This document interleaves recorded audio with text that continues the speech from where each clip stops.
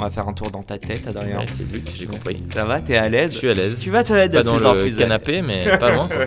Je crois que c'est Tim Ferriss qui dit quelque chose qui m'a beaucoup inspiré, que tous les super-héros sont des gars qui ont plein de défauts, plein de problèmes, mais qui ont un ou deux trucs qu'ils savent ultra bien faire. Et ils ont été all-in sur ces un ou deux trucs qu'ils savent hyper bien faire. Moi, je joue beaucoup de tennis, et on dit souvent qu'il vaut mieux travailler tes points forts à fond que de passer des heures à te fatiguer sur un truc que tu fais mal. Sauf quand tu fais beaucoup de double faute. Ah oui, ça, Tu sens le vécu? pour le coup, c'est à la cuillère. C'est à la cuillère. Non, ça, même à la cuillère, je me chie parfois. Non, mais après, c'est que du mental, c'est incroyable.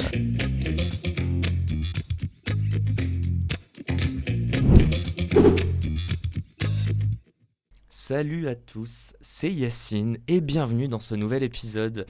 Aujourd'hui, je suis hyper content déjà parce que, comme vous le savez, chers auditeurs, on a beaucoup parlé de recrutement ces derniers épisodes et je reçois la personne qui est derrière mon premier stage. Ah, je savais pas ça. Eh ouais, comment ça va, Adrien? Super bien, content d'être ici et voilà, cool d'apprendre que tu as trouvé ton premier stage avec Job Teaser.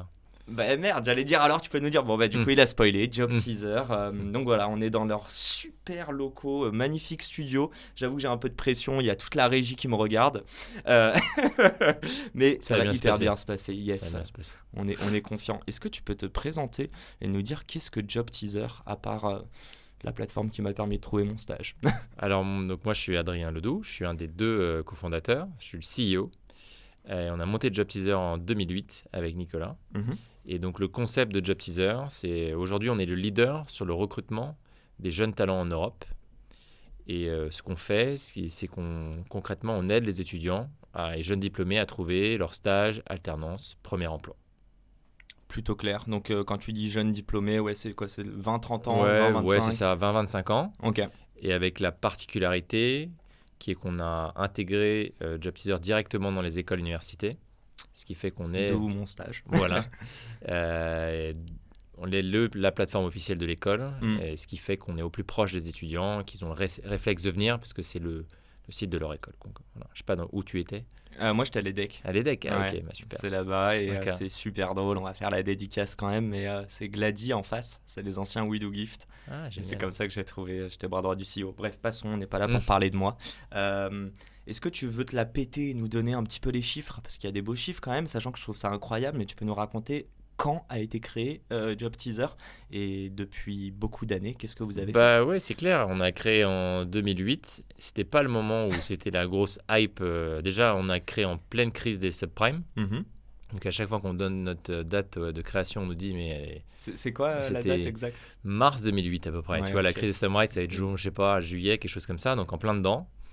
Et donc on s'est rencontré avec mon associé Nicolas chez Bain. Et c'est comme ça que en fait on a eu l'idée en échangeant ensemble tous les deux sur le concept. Ouais. Et donc, bah ouais, ça fait maintenant, on va fêter nos 15 ans presque. Putain, 15 ans. Ouais.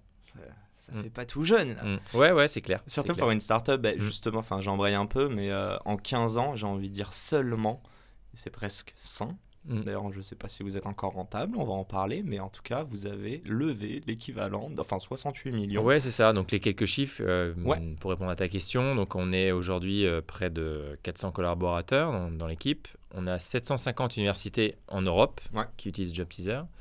Il y a 8000 entreprises, ce qui fait 250 000 recruteurs. Donc, c'est pas mal. Hein, qui sont actifs et qui postent des offres concrètement.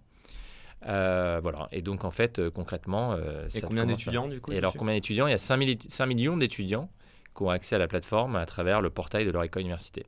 Donc, ça commence à être pas mal. C'est ouf. Et voilà. Maintenant, et c'est quoi la proportion, par curiosité, j'ai un peu de deux questions, c'est géographique. Ouais. Et est-ce que tu peux me dire... je ne sais pas si c'est en taux de succès ou d'offres qui trouvent preneur ou tout simplement d'offres publiées, mais c'est quoi? C'est des stages, des alternances, des CDI? Alors, effectivement, c'est stages, alternance, premier emploi. Et concrètement, on sait qu'on a donc à peu près... En fait, il y a une candidature toutes les 4-5 secondes sur la plateforme. Tu vois, c'est pour donner un chiffre, donc ça commence à faire beaucoup. Ouais. Voilà. Par contre, on ne sait pas combien ont trouvé grâce à nous, puisque quand tu postes, tu es redirigé vers le site de l'entreprise. Oui, Par contre, on a des entreprises qui nous disent qu'elles vont recruter 70-80% de leurs stagiaires alternants avec nous. Donc ça, c'est plutôt cool. Et géographiquement géographiquement, c'est quand même maintenant, c'est déjà plus de la moitié de notre trafic qui est en dehors de France. C'est quoi les gros pays les gros pays, c'est l'Allemagne notamment. On a fait l'acquisition d'une entreprise qui s'appelle Graduateland en Scandinavie. Donc, tu as la Scandinavie, donc, notamment le Danemark, Suède. Et tu as le Danemark, Benelux. c'est Scandinavie, Ouais. On le comprend dedans? Ah bah ouais, okay. bien sûr. Ouais. Tu as moi, Danemark, c'est Suède, Norvège, Finlande. Ok, d'accord. C'est dedans. Okay. Ouais, eh ben, j'en apprends. C'est dedans. Bon, on a planté les bases, en tout cas le contexte, vous avez bien compris, on va parler de recrutement, mais je le dis souvent, c'est un podcast humain, on va faire un tour dans ta tête, Adrien. Ouais, c'est le but, j'ai compris. Ça va, t'es à l'aise? Je suis à l'aise. Tu vas te l'aide de plus en plus. Pas dans le canapé, mais pas loin, quoi. Ouais, comme je le dis, on est vraiment sur un studio hyper quali, et j'ai hâte que vous voyez ça en vidéo. Est-ce que tu peux m'expliquer, tu nous as un petit peu teasé, donc 2 ans chez Bain et t'as rencontré Nicolas là-bas, mais... est-ce que vous l'avez vécu en fait ce problème? Comment il est arrivé et qu'est-ce que c'était le recrutement qui plus est pour les étudiants en 2008 quoi? Non, c'est clair. En fait, on est parti d'un problème hyper personnel au début. Et notamment le problème hyper simple qui est que la transition entre le monde étudiant et le monde professionnel est un moment qui n'est pas facile, quoi. Parce que tu dois choisir ta première entreprise, ton premier métier. Et tu n'as parfois pas beaucoup d'infos pour le faire. Alors que c'est un truc qui est quand même assez engageant. Quand tu parles à quelqu'un, souvent, tu vas lui demander qu'est-ce que tu fais dans la vie, c'est quoi ton travail. Donc, c'est un truc qui te structure quand même pas mal. Et quand tu fais le mauvais choix, c'est un truc qui peut pas mal te coûter d'énergie ou même te peser, quoi. Ça peut amener à des situations de burn-out, etc. Donc, en fait, moi, c'est vraiment mon histoire, en fait, parce que quand je suis parti de mon école de commerce, j'ai fait un premier stage dans une entreprise de cosmétiques. Trop drôle. Pendant quelques mois, mais c'était une belle entreprise, mais j'avais pas l'impression d'être au bon endroit, quoi. Et je me suis même rendu compte, au bout d'1 ou 2 semaines, que j'étais même pas où je pensais dans l'entreprise. Je pensais que j'allais inventer des nouveaux concepts. Et en fait, on m'a expliqué, mais non, t'es pas au marketing développement, qui imagine, je sais pas, la crème de demain. T'es sur la partie opérationnelle, c'est-à-dire distribuer le produit dans les grandes surfaces. Donc là, j'avais même pas compris cette distinction-là. Et après, pour pas fermer de porte, je suis allé en conseil, parce que le conseil, c'est une façon de te dire, je sais pas ce que je veux faire. Je me garde en gros des portes ouvertes. C'était la hype aussi. Ouais, il y avait une hype, c'était cool. Surtout après, juste avant c'était la finance. Ouais, c'est clair, 2008, ça a changé depuis. Ouais, c'est clair, ça a changé depuis. Mais je me souviens d'une conversation avec un de mes meilleurs copains qui m'avait dit, je pars en audit. Et je lui ai dit, mais c'est quoi l'audit? Et puis c'était marré parce qu'il m'a dit, en fait, honnêtement, je sais pas. Mais tout le monde fait ça. Donc je me suis dit, là, il y a un problème. Là. Tu vois, il y a 30% ou 20% qui part en audit sans savoir ce que c'est. Il y a un truc qui... Voilà. Et donc, on est parti en conseil et je me suis retrouvé sur la même mission que Nicolas Lombard. Et même, on était à côté en formation. Parce que, en onboarding. Parce que Nicolas Lombard, Adrien Ledoux, orthographié pas loin, tu vois, on était côte à côte. Voilà. Et vous commenciez en même temps. Je me suis dit, il a l'air plutôt bon, lui, tu vois. Je me souviens, le stress des débuts, parce que tu sais pas sur quelle mission tu vas partir. C'est comme ça que ça se passe en conseil. Et je me rappelle du stress quand tu as le manager qui rentre dans les bureaux, qui va choisir qui va être staffé. Et il s'arrête devant nous. Et je dis, merde, c'est moi. Et en fait, c'était Nicolas. Il le brief sur la mission, un truc, mais de l'espace, tu vois, du genre modélise-moi les transports de camions entre le point A et le point B, quand il y a du vent et la taille de pneu fait ça, et que le camion peut porter que X cartons. Je lui fais, mais si c'est moi là, ils vont me démasquer, je suis mort. Et Nico répond, aucun problème, c'est parti, je suis dessus. Je fais, oula, lui il est solide, je vois qu'il est polytechnicien et tout. Je fais, bon, ok. Bon, il y a du bluff un peu ou pas quand même. Écoute, je crois même pas, je crois pas, avec l'expérience, je crois même pas, c'est ça qui est terrible. Et en fait, on s'est retrouvés sur la même mission et on a parlé un soir, parce que c'était une mission où on était amené à travailler un peu tard. Et comme souvent. Et donc là, il y a cette anecdote où on était autour de notre plateau de sushi. Tu vois, plateau de sushi, c'est ça que j'explique aux nouveaux arrivants. Je dis, on était en train de discuter et je lui ai dit, Nicolas, qu'est-ce que tu fais en conseil? Et il m'a dit, moi, mon rêve, c'est d'être astrophysicien. Donc je dis, là, qu'est-ce que tu fous là quoi. Et moi, c'était plutôt le cinéma qui me plaisait. Donc là, on s'est dit, il y a un truc qui colle pas. Et c'est comme ça que l'idée de Job Teaser est venue. C'était de se dire, il faut qu'on aide l'étudiant. On n'avait même pas, c'est ça qui paraît dingue, et c'est un peu, j'imagine, tout le sujet aujourd'hui, mais on n'avait même pas de business model au début. On n'avait même pas réfléchi à qui paierait au tout début. C'était juste un problème qui nous semblait important pour nous, parce qu'on l'avait vécu, qui est d'aider les étudiants à trouver leur voie. Et avec juste ce concept, on s'est dit, tiens, il faudrait qu'on crée un site où on peut aider les étudiants à découvrir des entreprises ou des métiers qu'ils ne connaissent pas. Et plutôt que d'aller sur les 4-5 entreprises qu'on voit sur notre forum et de postuler tous au même endroit? Est-ce qu'on ne peut pas les regrouper sur un seul site où je vais pouvoir découvrir les 4-5 grands métiers de chez Orange, Vinci, etc., L'Oréal, et qui va permettre de découvrir. Et là, on s'est retrouvé à filmer, et ça, c'est des débuts, c'était assez marrant, parce qu'on allait voir les entreprises, on était les premiers à faire ça. Il n'y avait que ce qu'on appelle des job boards, des sites d'offres d'emploi.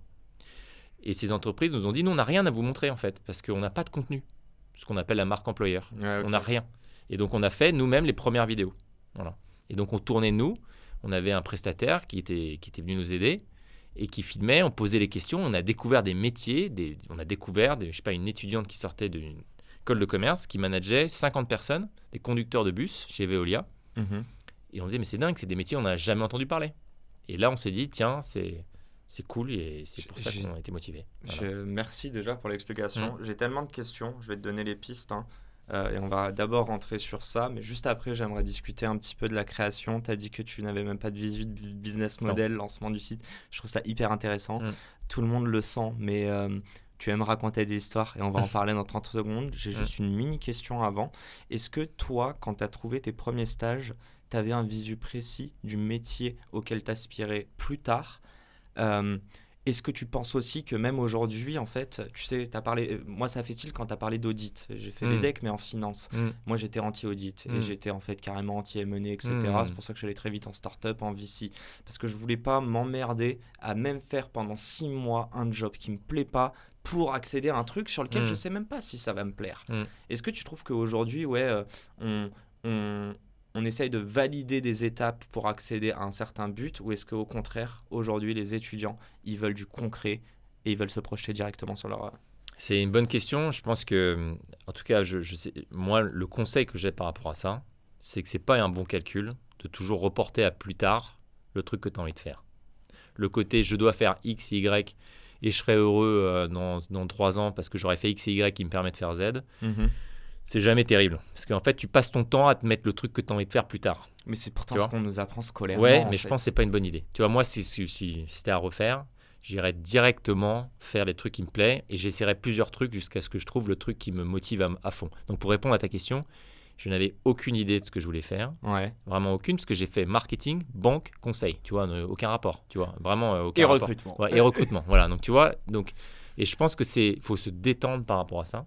C'est normal quand tu es étudiant de ne pas savoir exactement ce que tu veux faire. Mais juste avant, tu vois, tu disais, je suis archi d'accord avec toi, que c'est hyper décisif, quoi. C'est critique, on passe des entretiens, on a l'impression de jouer notre vie, alors qu'il faut comprendre qu'en face, ils ont un besoin pendant 6 mois, ils vont te staffer, et parfois ils vont même plus se souvenir de toi, notamment si tu es dans une très grosse boîte, mais... Ouais, c'est assez décisif parce qu'on a l'impression que, tu sais, quand tu prends un chemin, je trouve que c'est un peu différent. Ouais, vite de changer, ouais. Ouais, enfin c'est dur de rebifurquer, tu te fermes des portes. Ok, tu t'en ouvres, mais tu t'en fermes. C'est quoi le conseil que tu donnerais au toi-même de 2007, 2008, enfin avant de... Non, donc carrément, tes stages c'est 2005, 2006 plutôt. Ouais, c'est ça, exactement. Ouais. Tu t'aurais fait quoi? Sachant que tu ne savais pas exactement ce qui te plaisait. Je pense que le plus important, c'est de prendre le temps de bien se connaître. Et ça, c'est un truc que je trouve qu'on ne fait pas. Et nous, c'est un de nos combats, entre guillemets, chez Job Teaser. On a même envie de créer un cours sur la connaissance de soi. Mais ça prend une vie, hein, d'accord? C'est pas... c'est pas dire. Il y a des gens, ils ne se connaissent pas jusqu'à leur mort, en fait. Exactement. Donc, mais c'est une sorte de quête un peu perpétuelle, mais il faut la commencer le plus tôt possible. Et tu te connais en testant des trucs, quoi.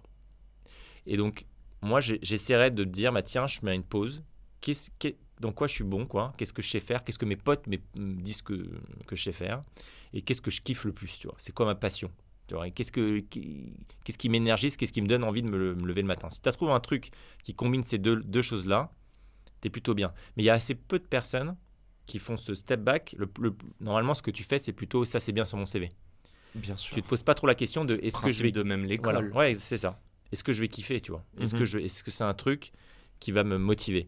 Et je pense que les gens qui réussissent le mieux sont ceux qui arrivent à comprendre assez vite dans quoi ils sont bons. Avec nous, enfin moi personnellement, j'ai une certitude que tout le monde a un ou deux trucs dans lesquels il peut être très bon. Et que les gens qui réussissent le mieux, c'est ceux qui ont trouvé les un ou deux trucs dans lesquels ils sont hyper forts. Ils ont plein de défauts. Moi, j'ai plein de défauts. On pourra y revenir, plein. Mais de savoir les un ou deux trucs que tu sais bien faire, et de trouver un métier qui les maximise, quoi, en gros. Tu vois. Et je crois que c'est Tim Ferriss qui dit quelque chose qui m'a beaucoup inspiré, que tous les super-héros sont des gars qui ont plein de défauts, plein de problèmes, mais qui ont un ou deux trucs qu'ils savent ultra bien faire. Et ils ont été all-in sur ces un ou deux trucs qu'ils savent hyper bien faire. Voilà. Et on parle de foot, je suis obligé de penser à notre cher Kylian, parce qu'on en parlait en off, mais c'est pas le plus grand dribbleur, même s'il est très bon. Par contre, il a une capacité déjà d'exécution et d'aller vite. C'est clair. C'est jouer sur ses forces, quoi, en fait. C'est ça, tu joues pas contre nature. C'est un peu la même idée. Et tu vois, même, c'est un bon exemple. Moi, je joue beaucoup au tennis, et on dit souvent qu'il vaut mieux travailler tes points forts à fond que de passer des heures à te fatiguer sur un truc que tu fais mal. Sauf quand tu fais beaucoup de doubles fautes. Ah oui, ça, tu sens le vécu. Pour le coup, c'est un peu... C'est à la cuillère. Non, ça, même à la cuillère, je me chie parfois. Non, mais après, c'est que du mental, c'est incroyable. Je trouve ça ouf parce que là, on est en train de parler de psycho, en fait, sans s'en rendre compte. J'ai un peu... On digresse, mais c'est pas grave, je trouve ça hyper intéressant. C'est la responsabilité de qui ? Est-ce que c'est les parents ? Est-ce que c'est le système éducatif ? Oula, là tu me regardes. Non, t'as raison, mais c'est une bonne question. Ma mère est prof aussi, ouais, donc, et tu vois, pour que les gens comprennent, moi j'ai fait finance, je suis rentré en banque, ensuite j'ai fait de la start-up, ensuite du fonds d'investissement, et ça m'a grave fait tilt tout à l'heure quand tu disais ça, c'est que mes potes plus jeunes m'appelaient l'inspecteur. Voilà. Et en fait, ouais, donc ça venait déjà de. Mais ça a résonné il y a à peine 2 ans. J'en ai 28, tu vois, mais c'est une fois que j'ai commencé carrément à prendre mes CDI et tout, que je me suis dit non, quoi. C'est pas ça qui m'anime au quotidien. Toi, tes potes, ils t'auraient défini comment en 2005 Moi, c'est clair, c'est storytelling, tout le temps. C'était les histoires de Ledoux. Voilà, c'était le petite capacité à exagérer, à raconter des histoires, et c'était ça. Tu vois. Et en fait, depuis que je suis petit, c'est marrant. Et donc, c'est pour ça que maintenant que j'ai des enfants, j'essaie de regarder qu'est-ce qu'ils aiment bien faire et tu vois dans quoi ils sont bons, parce que c'est des signaux faibles pour toi, peut-être des signaux faibles de ce qu'ils feront plus tard, tu vois. C'est ouf. Et donc moi ça a toujours été l'étiquette que j'avais. Et si on pousse un petit peu dedans, mais raconter des histoires, il y a tellement d'art dans lesquels on peut le retranscrire. C'est lequel l'art qui toi te parlait le plus tôt possible? Moi j'aime bien le cinéma. Je trouve que mon arrière-grand-père était patron de Pathé Cinéma. Donc ça m'a sans doute marqué. En plus, il s'appelait Adrien. Donc j'imagine que tu vois, ça m'a mis un petit truc sur les épaules. Et donc l'écriture de scénario, notamment. T'es cinéphile ou pas? Oui. Ouais, ok, d'accord. Ouais. Alors après, je suis pas non plus une encyclopédie. Je vais pas mais te citer des films. Moi non plus. Mais voilà. T'aimes pas? Oui, tu vas tout seul au ciné? Je vais parfois, mais un peu moins maintenant que j'ai des enfants. Pour être honnête, c'est moins. J'avais le pass illimité, mais là maintenant. Plus compliqué. Du coup, chez Gaumont ou MKD? Maintenant, j'étais UGC, moi, à l'époque. Alors que t'es famille Pathé. C'est vrai, mais je sais pas si quand j'étais à fond le cinéma, Pathé, je pense qu'ils ont pris, là, tu vois, un peu d'essor. Je suis pas sûr que, tu vois, c'était il y a 15 ans, Pathé avait autant de salles que maintenant, tu vois. Ouais. Je sais qu'ils ont une grosse techno, des belles salles. Non, mais je vais critiquer. 4D Max et compagnie. Il y a trop de VF, quoi. Gaumont adore le VF, alors qu'à MK2, UGC, moi j'étais abonné là-bas. Mais revenons un petit peu, on y tend, mais ça y est, en fait, tu nous l'expliques. Je t'ai demandé un petit peu qu'est-ce qui te rend unique, sans être pompeux, mais tu vois, qu'est-ce qui est particulier chez toi. Et je spoil, mais tu es en train d'écrire ton deuxième scénario, du coup. Tu peux me raconter d'où vient ce kiff et en fait comment tu t'es formé là-dessus? Est-ce que tu t'es même déjà formé là-dessus? Ah ouais, non mais carrément. Écoute, en fait c'est venu de mon premier stage chez L'Oréal où j'ai rencontré Simon Mouterou qui est maintenant scénariste. Il a écrit Boîte Noire là. Mais non. Si, ouais. Ah, mais je l'ai vu. Voilà. Et Budapest très bon aussi. Film. Voilà. Ah ouais, je l'ai vu aussi. Voilà. Et donc, Jonathan Cohen. Ouais, exactement. Voilà, c'est ça, le poulpe, poulpe, etc. Enfin bref. Et donc, et je crois que c'est Pierre Ninet là qui est dans la Boîte Noire. Ouais. Et donc, et j'ai toujours bien aimé écrire, mais plutôt des histoires pour le cinéma. Et en fait, lui, il a vraiment fait carrière là-dedans. Moi, non. Moi, je suis parti sur l'entrepreneuriat. Et puis j'y suis revenu, et en fait c'est assez marrant parce que ça a été un tel choc, la transition du monde étudiant au monde pro, que c'est l'origine de Job Teaser, mais j'ai aussi écrit mon premier scénario là-dessus. D'accord. Ça s'appelait Le Stagiaire. Voilà. Donc tu vois, c'était les stagiaires. C'est un movie, voilà, donc voilà, tu vois. Voilà. Et ça s'est pas fait parce qu'il y a eu 2 ou 3 films sur les stagiaires. Ok. T'avais un truc avec Owen Wilson là, et Vince Vaughn. Tu l'as vu Google, je vois très bien. Il y a l'autre avec Anna Thaoué et Robert De Niro, le nouveau stagiaire. Voilà. Ouais, donc, tu vois, il y en avait même. Ça c'est hyper. Personne ne peut savoir. Ça s'appelait 40 ans toujours stagiaire. Mais non. qui ne s'est jamais fait. Ah là, 40 ans toujours plus Ouais, chaud. ouais, exactement. Voilà. Et ça Trop s'est pas drôle. fait parce que justement, je crois trop de films.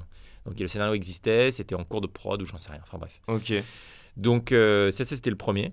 L'itinéraire d'un gars qui sait pas ce qu'il veut faire, qui arrive dans un grand groupe qui est paumé, etc. Avec tous les... Tu vois, C'est un biopic presque. Ouais, c'est clair, c'est un peu ça. Ouais. Ok. Et voilà. Et puis le deuxième, là, c'est en cours. Écoute, C'est quoi le sujet, si tu peux nous spoiler? Ouais, c'est autour d'une... Rien à voir, autour d'une comédie romantique, tu vois. Donc, Je vais dire autour des levées de ouais, fonds, rien à voir. Non, là, justement, je prends un peu de... Donc voilà, donc c'est marrant. On verra ce que ça donne. Hein. C'est avec un trop copain. cool. Hâte de voir ça. Et Mm. dernière question, mais pour faire le parallèle avec l'entrepreneuriat. Et d'ailleurs, Mm. fais attention, j'ai peur que ton micro tombe. Non? Non, Sur sur la- écoute, ça va, c'est bon. T'es sûr, hein? Ouais, je crois. Pousser par là, tu veux dire? Non, juste le micro sur le socle. Ouais. Ouais, retire-le un peu. Vers moi? Ouais, regarde. Hop, Ah oui, d'accord. voilà. Ça marche. On reprend. Et donc, tu avais une question sur comment je me forme. Est-ce Oui, que je me comment forme tu t'es là-dessus? formé? C'est Ouais, c'est- c'est vrai, c'est une ouais. bonne question. Je me forme en regardant beaucoup de films. Tu vois, les comédies romantiques, je m'en suis fait une trentaine là. Donc, je suis un peu overdose. Ok. Et Surtout puis avec surtout, le 14 voilà, février. ouais, exactement. Et non, j'ai acheté des livres. Attends, juste t'es en train ouais. de me dire que t'as pas regardé PSG Bayern du coup? Si, bien sûr, obligé. Ah Ok. non, bien sûr. Donc ta Non, femme non. était contente. Ouais, non, c'est clair. Non, j'étais dans un bar. Mais écoute, oui, ce jour de la Saint-Valentin, c'était pas le timing de la Ligue des Champions et pas dingue avec la Ouais. Saint-Valentin en général. Surtout pour nous Parisiens. Voilà, exactement, tout à fait. Et l'avantage, c'est comme on perd assez vite, on n'a plus trop de problèmes après. Mais Je non, peux non. pas relever ça, je n'ai pas entendu. Je vais cut. Même. Mais non, écoute, donc j'ai acheté des bouquins. Il y en a un qui s'appelle Anatomie du scénario de Truby, qui est extraordinaire, qui Ouais. t'explique que tu peux pas, sauf si tu es un génie, écrire comme ça, machin. Il y a une structure avec Bien des sûr. règles à respecter sur les retournements, les personnages et tout. Mhm. Je trouve ça super intéressant. Donc c'est comme ça que je me forme. Est-ce que tu t'es retrouvé, est-ce que tu arrives à profiter quand tu vas regarder un film ou est-ce que tu as ce défaut de formation professionnelle où tu te mets en mode analyse? Moi, je fais les deux, mais ça m'empêche pas de profiter. C'est Ok. vrai que je regarde, je dis tiens là c'est invraisemblable, là je l'aurais pas fait comme ça, là c'est pas crédible. Tu regardes que le scénar ou tu regardes d'autres choses aussi? Non, je regarde tout, la musique, j'aime bien, je trouve que la musique c'est La vachement réal, important, la ouais. réal, les Ok. jeux d'acteurs. Bon, et dernière question sur Mm. ça, c'est ce que je voulais te poser, mais Ouais. on va retourner sur l'entrepreneuriat. Est-ce que tu peux me faire un parallèle justement sur cette activité de tu écris un scénario, je sais pas combien de temps ça prend, tu as un but qui est en plus c'est de l'art, mais moi Ouais.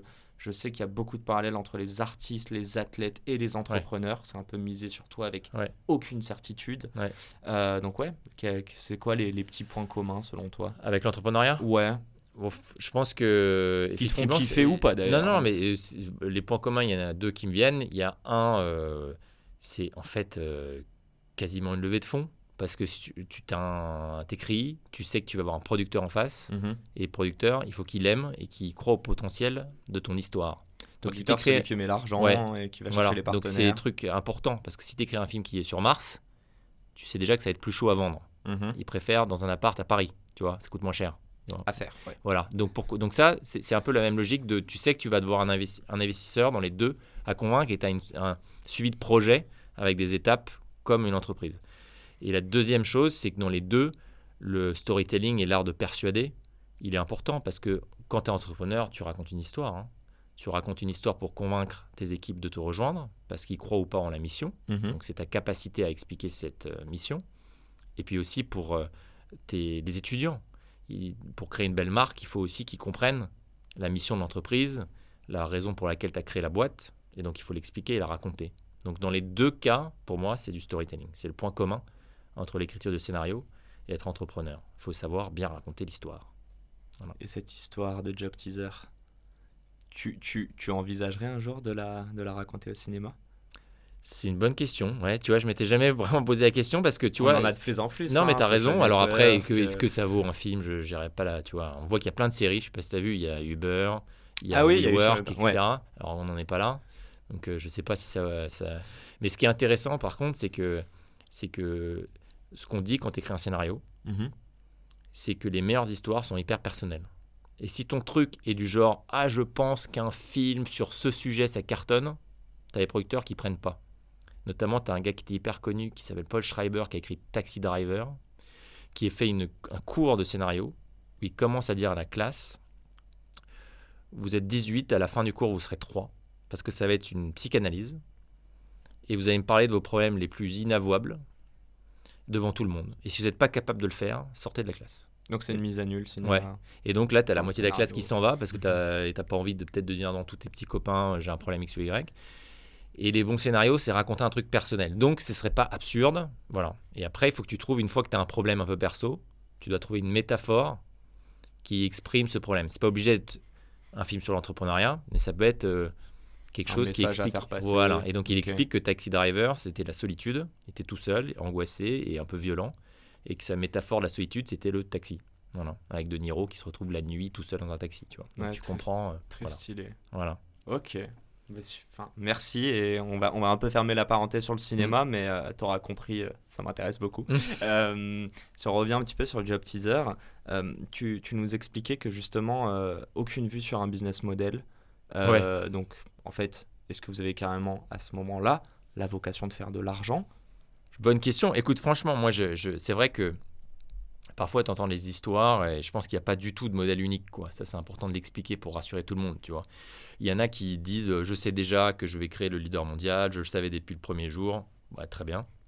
Nous, c'était pas ça. Nous, c'était, je me souviens très bien, avec Nicolas, on était dans l'appartement de sa grand-mère. Il allait au marché faire des brocolis à la poêle avec son omelette, quoi. Tu vois, je me rappelle vraiment très bien parce qu'il mangeait que bio. Et on s'était dit... on avait mis le chiffre, si on fait plus de 100 000 euros, on est content. Mais on avait 24 ans, 25 ans. Sur l'année? Ouais, sur l'année, ouais. Bon, non, mais attends, c'était limite la cible. Hein. Ouais. C'était, tu vois, à 4 ans, quoi, limite. Tu vois, enfin, c'était un peu... Ah oui, ok, c'est d'accord. Ça, c'était genre, si on arrive un jour, c'est pas la première année, tu vois ce que je veux dire. Victoire, voilà, okay. Voilà. Et on avait vu le pitch, je me rappelle d'une jeune entrepreneuse qui avait pitché, elle faisait 180 000 euros de chiffre d'affaires. Et on s'est dit, c'est énorme si on arrive à faire ça, ce qui est déjà très bien. Mais tu vois, on ne s'était pas dit qu'on allait faire une boîte de 400 personnes. Pas du tout. Et quand je te dis qu'on n'avait pas de business model, c'est qu'on est vraiment parti d'un problème étudiant et on a eu de la chance parce qu'il y avait un problème entreprise en face. Voilà. Le problème, c'est qu'ils n'arrivaient pas, eux non plus, à parler recruter, aux bons étudiants. À recruter et surtout... Donc, on a commencé, c'est ce que j'aime bien dire à l'équipe commerciale, parce qu'on a commencé à vendre le produit avec un PDF. On n'avait pas de site internet parce qu'on n'avait pas d'équipe tech, zéro. Donc en fait, on allait voir sur un stand, on allait voir Auchan, c'est le premier client. On l'a pitché en disant personne ne sait qui vous êtes Auchan et c'est quoi les métiers chez Auchan. On imagine que c'est pas juste placer les choses. Voilà, il n'y a pas que ça, c'est plus complexe sûrement. Et il a dit ça lui a parlé. Il a dit en fait, chef de rayon, c'est comme être un responsable de magasin. Tu choisis tes produits que tu vas mettre en avant, sur lesquels tu vas parier, etc., etc. Il était en coulisses de l'hypermarché, il n'était pas que dans le rayon. Et en fait, on avait cette démo qu'on avait fait avec ce prestataire, un PDF, et il y avait un lien qui marchait dessus, tu vois, un. Et c'est quoi comme lien? Un lien, c'est-à-dire que tu n'avais qu'un logo qui marchait parce que c'était pas vraiment un site internet, tu vois. Ah, ok. Et donc tu faisais la démo. Et donc les clients, voilà. Okay. Et les clients disaient génial, tu veux pas cliquer sur le logo de Danone pour voir un peu un essai. Et voilà. Et nous on était là, non peut-être pas ce logo. On va cliquer sur celui-là, le seul qui marchait sur la page, tu vois. On n'avait rien, quoi. Et on a financé le site. Donc c'était 8 000 euros par entreprise, avec un PDF, tu vois. Donc quand on me dit, tu vois, c'est cher, parfois les commerciaux me disent c'est dur, c'est trop cher pour le client, je dis nous on avait un PDF, on le vendait 8 000 euros. Et ça, en fait, assez vite, on a réussi à faire à peu près 10-20 boîtes comme ça. Et c'est ça qui a financé le site internet. Que sur du PDF. Donc ce qu'on appelle un peu un proof of concept aujourd'hui, quoi. Ouais, c'est ça. Et limite, ça a été plus dur quand on a eu un site. Parce qu'on pouvait moins vendre du rêve, tu vois, que notre PDF, on disait c'est le début, mais vous allez voir, ça va être dingue. Là, il fallait assumer le site qui n'était pas dingue. Donc, tu vois, et puis après, ça s'est accéléré après. Mais au début, et moi, ce que je dis souvent à l'équipe, c'est que la leçon de ça, c'est qu'on s'est quand même confronté hyper vite au terrain, quoi. Et vous n'avez pas fait... En fait, vu que c'était vous le client, enfin pas le client, mais le user final, là il y a deux parties, mais oui, c'est le côté étudiant. Attends, Job Teaser recrute sur Job Teaser aujourd'hui? Bien sûr. J'espère bien. Évidemment, c'est notre meilleure source de recrutement. Donc là, tu es passé de l'autre côté, donc tu as connu tous les stakeholders. Mais justement, souvent, on te dit que faut pas trop attendre avant de te lancer.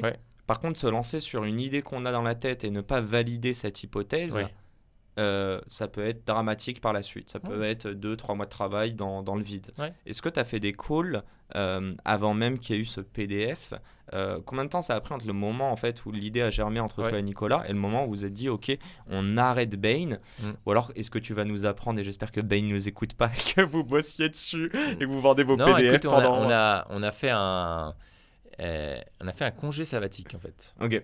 Donc on avait 6 mois renouvelables une fois, donc ça fait 1 an, où on savait qu'on pouvait revenir chez Bain au bout d'1 an.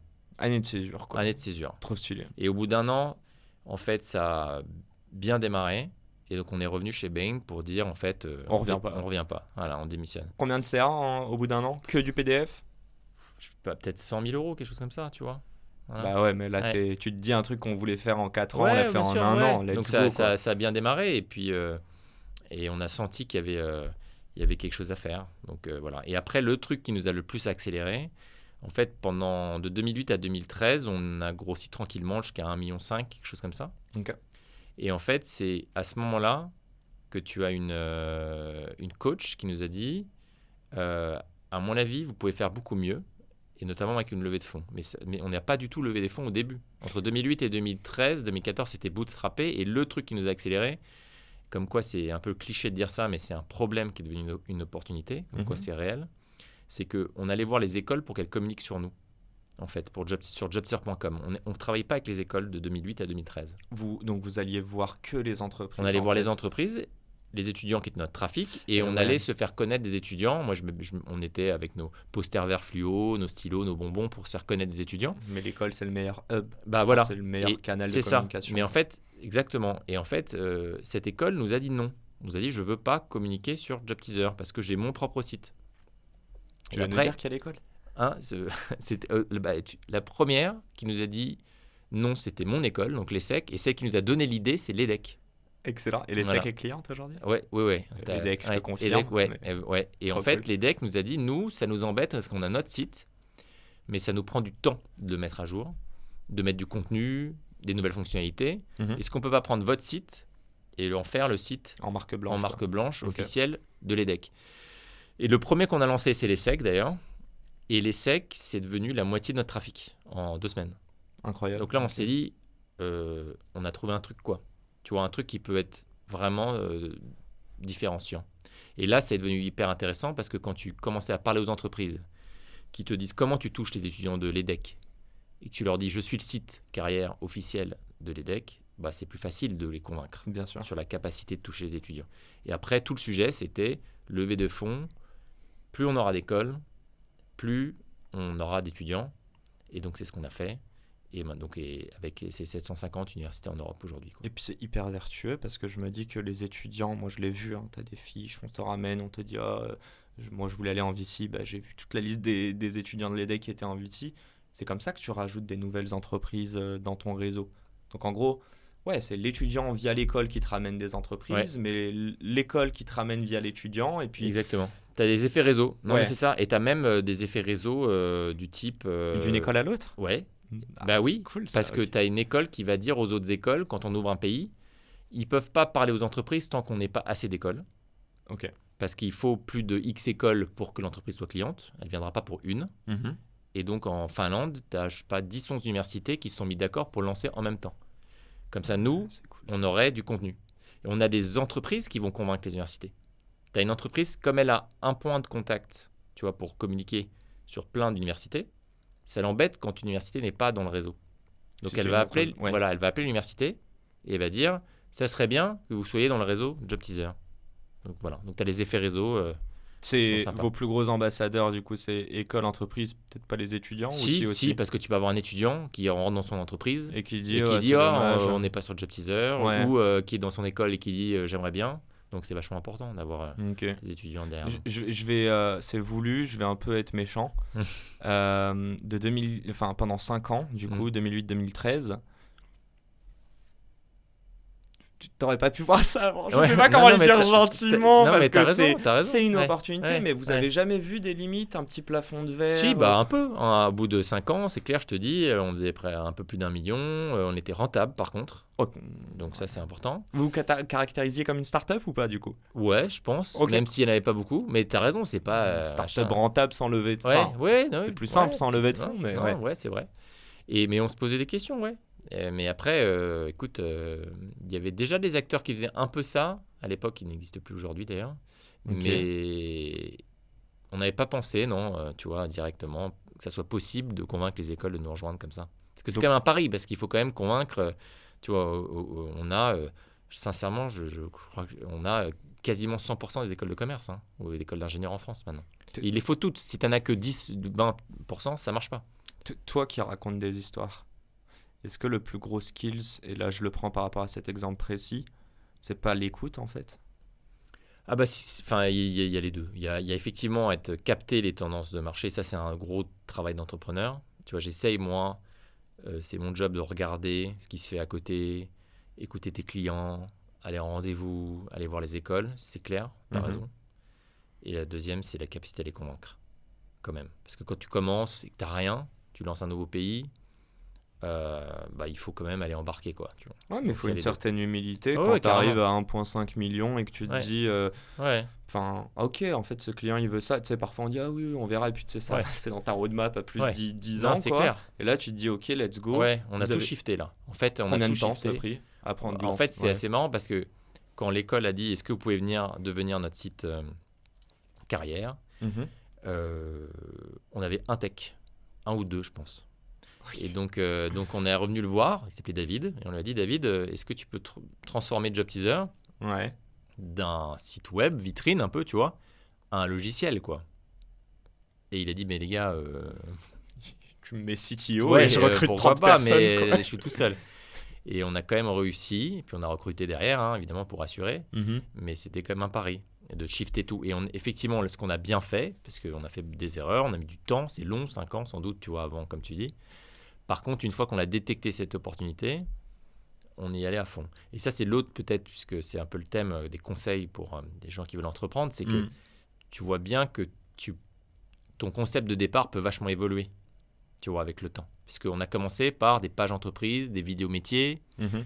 et maintenant, c'est un site dans les écoles, un logiciel, tu vois. Donc, peut-être que demain, ça sera quelque chose d'encore différent, je ne sais pas. Mais c'est pour te dire que ton concept, avec l'écoute, comme tu dis, il faut être capable de sentir que tu as une opportunité et de shifter tout d'un coup parce que tu penses que c'est un meilleur...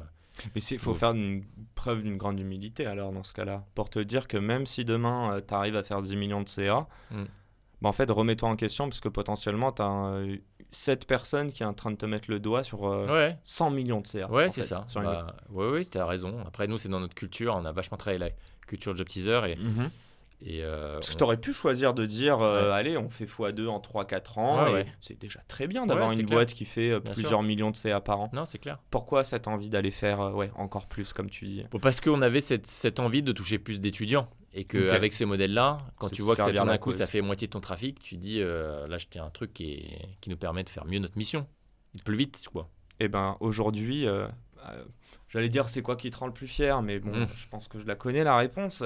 Tu peux y répondre évidemment, mais si tu peux nous dire aussi à travers ça, c'est quoi ou les KPI, les indicateurs clés que tu regardes les plus importants quotidiennement ou hebdomadaires. Ouais. Alors, ce dont je suis le plus fier, alors moi, j'avoue que c'est un défaut d'ailleurs, je pense qu'il ne faut pas être comme ça, mais on fait, tu vois, des petits déjeuners avec l'équipe et on m'a posé cette question. Est-ce que je suis fier? Et en fait, je raisonne pas trop comme ça et c'est pas terrible d'être comme ça, mais je suis plutôt en train de regarder le prochain coup et j'aime pas trop me dire ah c'est bien parce que j'ai un peu une peur.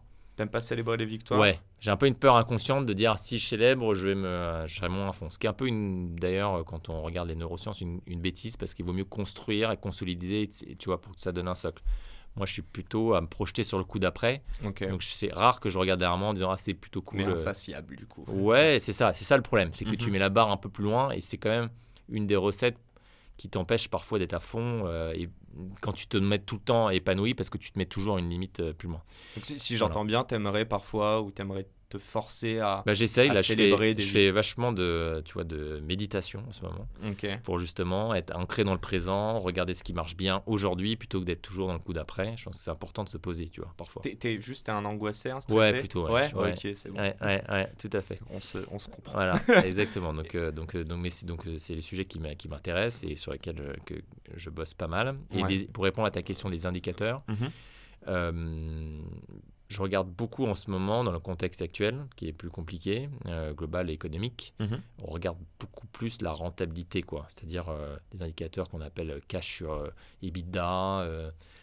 Tu vois, on regarde beaucoup plus où ça va être notre point d'équilibre, parce que le niveau de burn, c'est-à-dire de perte qu'on fait par mois, pour le réduire de plus en plus, et de voir qu'on a un chemin où on va être de plus en plus proche d'être rentable. Et ce qui est l'objectif de cette année. Cette année, fin d'année, on doit avoir dépassé le seuil, tu vois, de rentabilité. C'est l'objectif. Donc il y a plus d'argent sur les 50 millions levés il reste de l'argent. 3 ans. Voilà, non, il reste, 3, heureusement. Ans, mais en fait, nous, on a levé des fonds en fait, notre modèle est rentable. Il est rentable sur la France.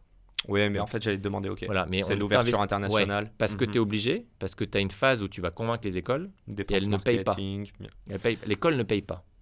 Donc ça voudrait dire que tu as une phase où tu essaies de les convaincre. Et voilà, tu as une phase de 1-2 ans où tu dois créer ton réseau d'écoles et tu gagnes 0 €. Ah, je savais pas du tout ça. Et après, c'est les entreprises qui payent pour diffuser leurs offres et leur contenu marque employeur dans ces écoles. Malgré que tu aies déjà je ne sais combien d'écoles en France. Oui. Tu dis, ils pourraient être. Regardez en France, on a je sais pas combien d'écoles. Non, mais ça, c'est l'Europe. Hein. Tu recommences à zéro à chaque fois dans chaque pays. Putain, et donc, c'est pour ça que tu as besoin de lever des fonds, parce que tu as besoin d'argent pour financer cet investissement de 2-3 ans à chaque fois que tu ouvres un nouveau pays. Voilà. Et petite question, mais sur le business model, on n'a pas vraiment parlé, même si tu en as parlé au début. Qui paye quoi aujourd'hui, sachant que bon, c'est gratuit pour l'étudiant. Je pense que c'est l'entreprise qui paye le plus. C'est ça. Mais en fait, c'est intéressant parce que c'est un business model assez innovant. Tu vois, quand je suis allé convaincre une école de commerce italienne, c'est l'école polytechnique, la Business School de Milan, ils m'ont dit en sortant, c'est marrant, votre business model, ça s'appelle le marché biface, et c'est quelque chose qu'on étudie en cours, où tu équipes un marché gratuitement pour en toucher un autre. C'est pas si fréquent. C'est-à-dire que tu vas donner un logiciel aux écoles, gratuitement, tu ne gagnes pas d'argent là-dessus. Ces écoles te construisent ton audience et tu fais payer aux entreprises qui veulent accéder à ce marché que tu as équipé gratuitement. Tu vois le truc? Donc c'est assez original parce que tu équipes un marché gratuitement qui te permet toi d'avoir un avantage compétitif fort, parce que si tu as un bon produit, ils vont l'utiliser. Et s'il est gratuit, bien sûr. Bon, ils vont l'utiliser, tu es difficile à déloger. Et les entreprises en face, elles payent parce que tu as accès à ce marché qui les intéresse. Est-ce que comment il s'est assis comment vous avez créé ce business model? Est-ce que vous avez tenté par non, mais on l'a itéré parce que tu vois, au début, il n'y avait pas d'école déjà, donc c'était entreprise qui paye point, pas de modèle biface. Et au début, on a fait payer les écoles. Et après, on s'est dit, mais c'est un frein en fait. Parce que si tu fais payer, je sais pas, X € une école, c'est plus difficile à convaincre et finalement, ça va nous limiter dans le nombre d'étudiants qu'on touche. Et donc, ça va nous limiter sur l'autre marché qui est le plus important, le plus gros, qui sont les entreprises. Et si je fais payer une école, je touche moins d'étudiants, alors qu'on a quand même fait ça pour l'étudiant au début. Donc, voilà. En fait, c'est exactement la même chose, sauf que vous avez fait ce pari-là, dis-moi si je me trompe, c'est admettons, ils payaient, je sais pas, 1000 balles par mois. Même si c'est peut-être plus mes façons. Non, c'est à peu près ça. 1000 balles par mois, tu t'es dit, en fait, ils vont nous ramener environ en moyenne 5 à 10 nouvelles entreprises.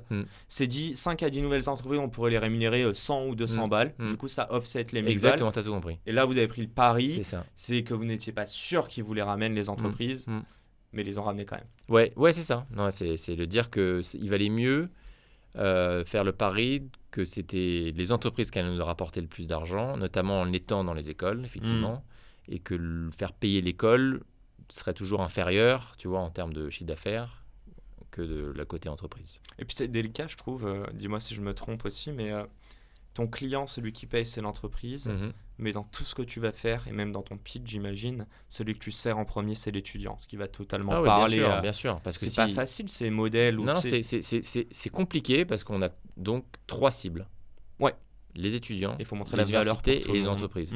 Par contre, si tu as les étudiants, Après, l'université reste parce que à la fin de la journée, l'université, ce qu'elle veut, c'est quand même un outil qui engage ses étudiants. Et l'entreprise, elle veut recruter les étudiants. Donc, le plus important, c'est l'étudiant. Et tu vois, maintenant, tu as le début de l'histoire. On a commencé pour l'étudiant, sans business model. Tu vois, donc voilà. C'est assez parfait dans la continuité. Il va nous rester un petit peu de temps et avant de passer aux questions du tac au tac, comme je dis, j'aimerais te poser la question, c'est quoi Job Teaser dans quelques années? Je voudrais parler un petit peu de la compétition aussi par rapport à ça. Je t'en ai parlé un petit peu en avant par rapport à Welcome to the Jungle qui eux se brandent comme un média malgré qu'ils fassent aussi du référencement de job opportunities, je sais pas comment dire, mais ouais. Qu'est-ce que vous voudriez faire et comment tu vois la compétition aujourd'hui? Est-ce que c'est Welcome ou à l'inverse, est-ce que c'est LinkedIn ou est-ce que je sais pas? Non, écoute, nous, comment on se voit assez clairement, on veut être les leaders du recrutement des jeunes en Europe et peut-être même au-delà. Ok. Et là-dessus, on n'a pas vraiment de concurrence, en gros. Les acteurs comme LinkedIn, Welcome, etc., c'est plutôt 25-35 ans, en gros, leur cible. Donc c'est sortie d'école, quoi. Ouais, sortie d'école, voilà. Okay. Nous, on pense que c'est pas la même chose, en fait, et que tu n'as pas le même besoin quand tu es un étudiant. Parce que tu n'as pas de CV déjà, donc quasiment, parce que tu as fait un stage, voire 0, et que tu as besoin de mieux comprendre c'est quoi les métiers, c'est quoi les entreprises. Tu n'es pas dans la même démarche. Alors que si tu vas sur LinkedIn, par exemple, bah, il faut ton expérience, tu vois, expliquer ton CV, qu'est-ce que tu as fait, mais si tu n'as rien fait, tu n'as pas de réseau professionnel. Et donc, ce n'est pas forcément adapté à ton besoin à ce moment-là. Donc, il y a de la pédagogie au-delà. La finalité, c'est l'offre, stage ou emploi. Tu as tout compris. Avant ça, il y a de la pédagogie. Exactement. Et ça rejoint la question de la vision. Moi, je pense que là où on en sera dans 4-5 ans, c'est la conséquence de notre vision produit. Ça veut dire que moi, quand on me pose cette question, je ne réponds pas en termes de pays, de chiffre d'affaires, je réponds en termes de vision qu'on a pour le produit. Parce que si on fait ça bien, je ne suis pas inquiet sur le nombre de pays et le chiffre d'affaires.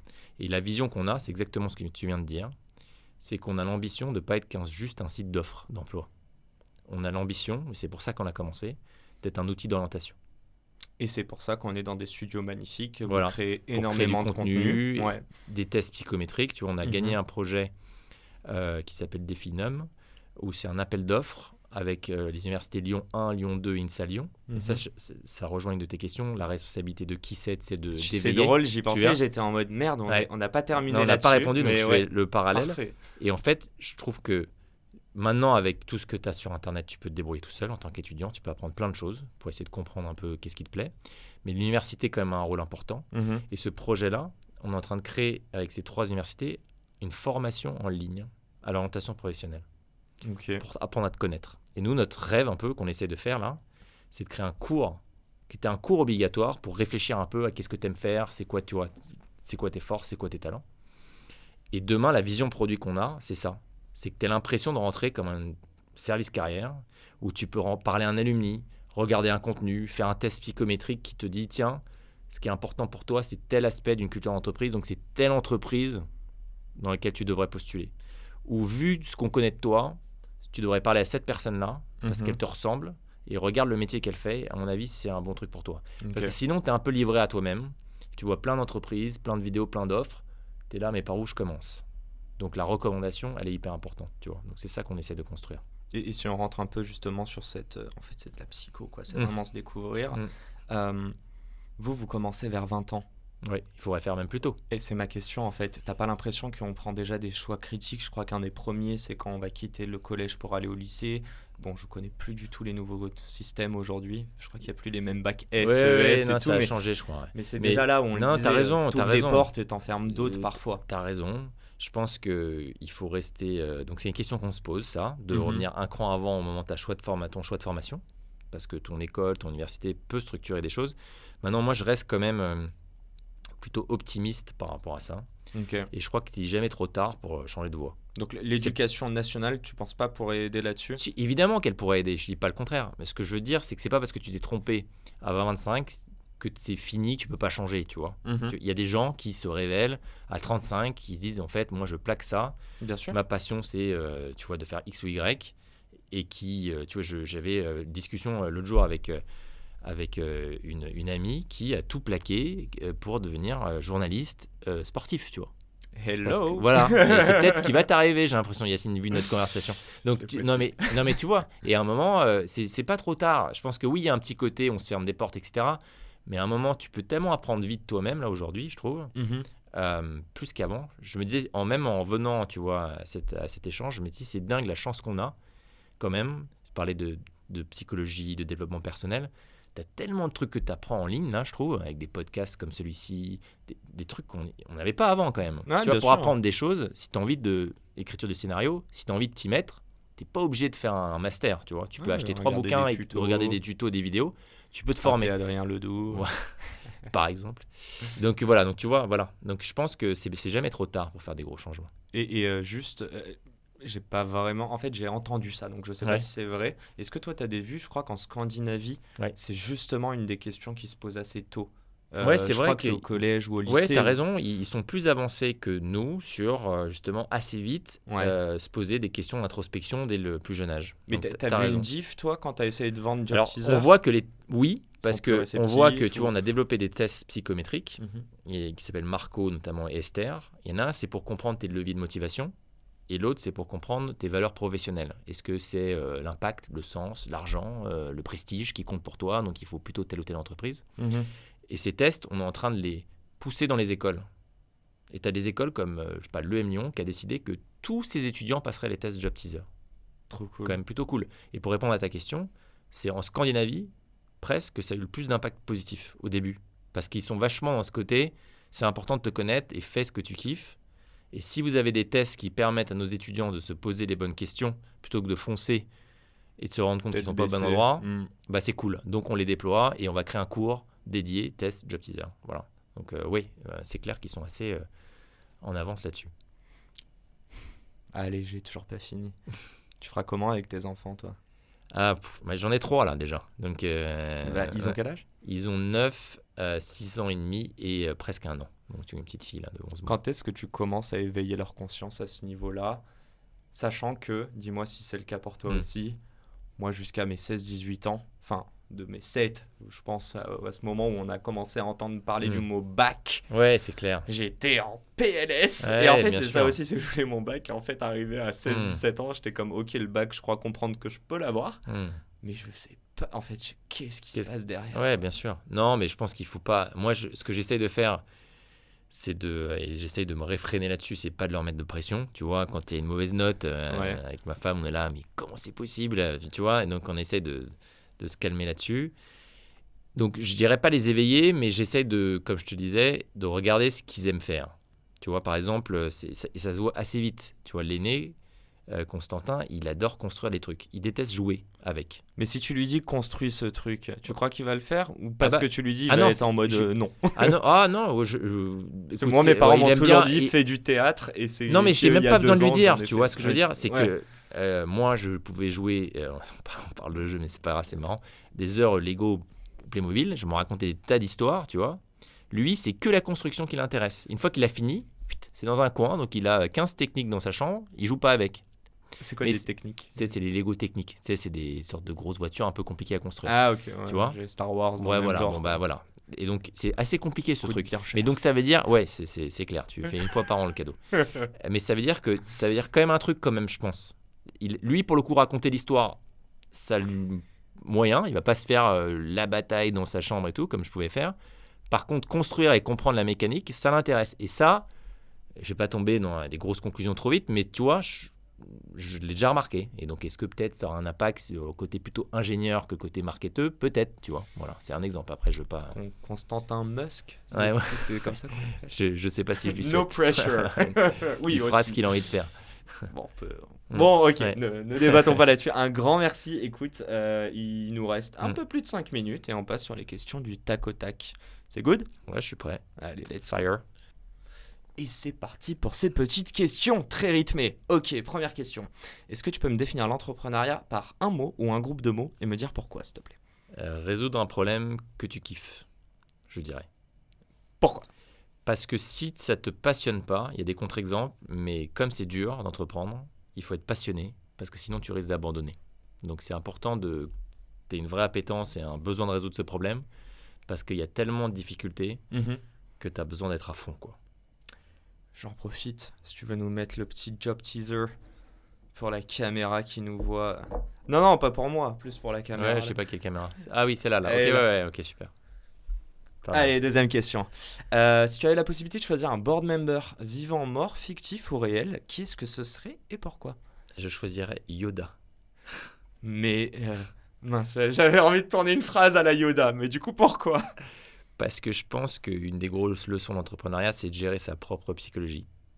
Et que Yoda, c'est quand même vachement sur l'art de pas perdre du temps sur ce que tu contrôles pas, de gérer ses émotions, de suivre son intuition. Et c'est quand même pas mal ça, d'être entrepreneur. Donc un petit Yoda qui donne des petits conseils de rester calme quand ça va pas bien et quand ça va bien, c'est pas mal, je pense. Yoda, écoutez si tu nous... Non, ça marche pas. Bon, t'as tenté, hein, mais c'est un truc du genre quelle question poser tu peux, tu vois. Un truc dans le genre. C'est comme ça qu'il marche. Lui, il dit le mot à la fin. C'est ça en fait, c'est le verbe puis le mot. Mini question dessus, est-ce que je comprends à travers ta réponse que un de tes défauts ou un des skills sur lesquels tu pourrais t'améliorer, c'est la gestion de tes émotions ? Je pense que tout le monde a besoin de travailler sa gestion des émotions. Je pense que c'est un truc qui est clé, de ressentir, pas repousser, parce que généralement quand tu es stressé, tu as tendance à pas vouloir le voir. Et alors que c'est important, voilà, et ça revient. Et donc accepter l'émotion, la ressentir, elle est hyper importante. Et ça, c'est des choses sur lesquelles je travaille, mais je pense sincèrement qu'on en a tous des émotions, et que donc tout le monde devrait essayer de travailler ça. Et c'est passionnant. Que de beaux mots. Magnifique, plein de sens. Du coup, on va continuer là-dedans, mais ce serait quoi le conseil ça peut s'adresser à notre audience, mais surtout à Adrien 2006, quoi, avant de se lancer, ou 2008, peut-être 2007-2008, avant de se lancer dans Job Teaser.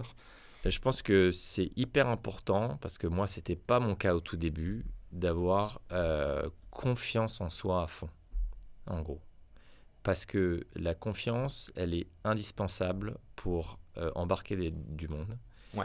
Elle est importante pour prendre des risques. Parce que si tu stresses et tu as peur que ça ne marche pas, etc., tu vas jouer petit bras. Et nous, au début, on avait peur de voir grand parce que peut-être qu'on n'avait pas confiance dans nos capacités. Et je pense que dans ce métier-là d'entrepreneur, il faut travailler sa confiance et son estime de soi parce que c'est super structurant. Voilà. Et comme on en a parlé, connaissance de soi, parce que ça va te permettre de comprendre dans quoi tu es bon et ce qui te manque pour bien t'entourer. Et jouer sur tes points forts, comme tu disais au tennis. Exactement. Et est-ce que la confiance mène à l'audace ? Et est-ce qu'il n'y a pas une limite entre la confiance où tu bascules dans la... Je sais pas comment dire, mais un trop plein de confiance en soi qui te rend hautain et qui te rend... Non, mais je pense que confiance ne veut pas dire, tu vois, ne pas être humble. Je pense que c'est pas antinomique. Tu peux avoir confiance en toi, en tes forces, tout en restant humble, quoi. Voilà. Très bien. Si on continue là-dessus, est-ce qu'il y a une personne qui t'inspire particulièrement au quotidien ? Alors moi, j'ai pas de mentor. Donc mes mentors, c'est les livres. C'est comme ça, ou les podcasts que j'écoute. Et notamment, j'aime beaucoup le sport. On en a parlé. Et je m'inspire beaucoup du sport. Notamment de célèbres entraîneurs dans la capacité qu'ils ont de construire une équipe. Et il y en a un que j'aime bien, qui s'appelle Phil Jackson, qui était l'entraîneur des Bulls et des Lakers. Okay. Voilà. Et il m'a donné 2 leçons que je trouve... il m'a donné, pas en mode perso, dans un livre, mais il m'a donné 2 leçons. Donc, la première, c'est le fait de la façon, le style de leadership, qui est un leadership qui laisse les autres grandir autour de soi plutôt qu'il veut tout contrôler. C'est-à-dire, plus tu donnes de responsabilités aux autres, plus ils ont des chances de réussir et d'être audacieux plutôt que de devoir tout faire toi-même. Et accepter de ne pas être toujours en lead, quoi. Et la deuxième chose sur laquelle on parle tout le temps avec l'équipe, c'est comment créer une équipe soudée. Comment tu fais quand tu as des égos, comment tu fais pour créer une culture où les gens veulent s'entraider, ont envie d'être une équipe qui cartonne parce qu'à un moment, ton copain, il a besoin de toi et il faut l'aider. Et quand tu grossis, quand tu es près de 400 personnes, c'est un combat continu, ça. Et c'est peut-être le truc dont je suis le plus fier, c'est la culture qu'on a et fait que les gens qui travaillent chez Job Teaser, j'ai l'impression qu'ils sont contents, et notamment parce qu'il y a un bel esprit où les gens sont contents d'être dans la même équipe. Donc ça, c'est un truc qui m'anime. Voilà. Et la cause qui serve aussi, peut-être. Et la mission. C'est la mission parce que ça les motive, parce qu'on a tous besoin de sens et d'impact. Mais aussi le fait que je pense qu'il y a beaucoup de copains, des gens qui se revoient après. Quand on fait un pot d'alumni, il y a toujours des anciens qui reviennent et qui nous disent « Ah là là, Job Teaser, c'était cool quand même. » Voilà, ça, on en est fiers. Ils viennent prendre leur bière gratuite, voilà, c'est ça. je pense aussi, sûrement. On l'a tous fait, t'inquiète. Ah mince, oui, non, juste quand tu parles de Phil Jackson, est-ce que c'est sur le reportage sur Netflix là, de Last Dance? Alors, il y a Last Dance, mais il y a un super bouquin qui s'appelle 11 Rings, parce qu'il a gagné 11 anneaux, tu vois, il a gagné 11 titres. Bagues, voilà, 11 bagues, exactement. Et c'est passionnant, c'est beaucoup sur comment, même dans les moments les plus chauds de sa carrière, il est très justement sur la méditation, sur le fait de parfois ce qu'il appelle let it go, ou même dans les moments les plus chauds, il allait faire exprès à 30 secondes à la fin du match de rien dire parce qu'il faisait confiance à ses joueurs et à son équipe et il avait créé une telle osmose qu'ils allaient trouver la solution et qu'il fallait surtout pas qu'il interfère. Puis en plus, je trouve ça hyper intéressant, mais 11 rings.